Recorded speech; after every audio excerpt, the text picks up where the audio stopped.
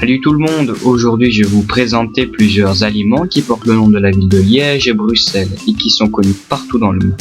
Et pourquoi ils portent ce nom? Le café liégeois, une histoire de bravo. À l'origine, le café liégeois n'est pas une spécialité de la ville de Liège, mais bien un hommage à la résistance liégeoise en 1914. Cette appellation remonte à la guerre 1914-18, avec la bataille des forts de Liège menée en Belgique. Cette résistance héroïque de Liège a suscité dès lors un vif intérêt auprès de la France, qui la gratifie dès le 7 août 1914 de la Légion d'honneur. Dans le même temps, Paris débaptise le café viennois évoquant l'ennemi pour le renommer café liégeois. Ce café liégeois est une boisson chaude, composée d'un simple double expresso généralement assez léger, avec un café torréfié plutôt clair, surmonté de lait battu couronné de crème fouettée, puis décoré de chocolats en poudre ou en copeaux pour l'agrément. Cependant, le café liégeois se décline également dans une recette froide, consommée alors en dessert. Il est préparé à base de café légèrement sucré, de crème glacée parfumée au café et de crème chantilly. Le chocolat liégeois est une déclinaison du café liégeois.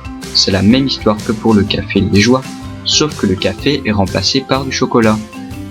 Et c'est un dessert constitué de crème glacée au chocolat surmonté de crème chantilly. La Belgique est souvent connue pour ses gaufres, qui seraient une invention brabançonne. Voici l'histoire de ces deux gaufres très connues. La différence entre ces deux gaufres est tout d'abord une question de forme et de trous. La gaufre de Liège, petite et arrondie, a 24 trous, là où la bruxelloise, plus grande et rectangulaire, n'en a que 20. Mais ce que le connaisseur apprécie tout particulièrement dans la liégeoise, ce sont les petits nids de sucre logés dans la pâte moelleuse, qui croquent agréablement sous la dent. Selon la légende, l'origine de la gaufre de Liège remonterait au XVIIIe siècle.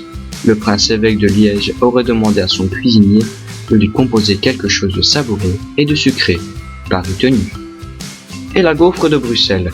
La gaufre belge, variante de la gaufre de Bruxelles, est le nom donné par le bruxellois Maurice Verschmesch à sa variante de gaufre de Bruxelles, vendue nappée de fraises et de crème chantilly dans ses stands de l'exposition universelle de New York en 1964, où elle remporte un énorme succès.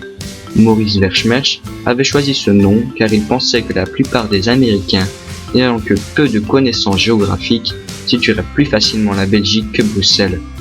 Voilà, c'est tout pour cette vidéo. Dans la prochaine vidéo, je vous montrerai tous les plus beaux endroits de Bruxelles. N'hésitez pas à lâcher un like et à commenter ou à vous abonner à ma chaîne. À bientôt.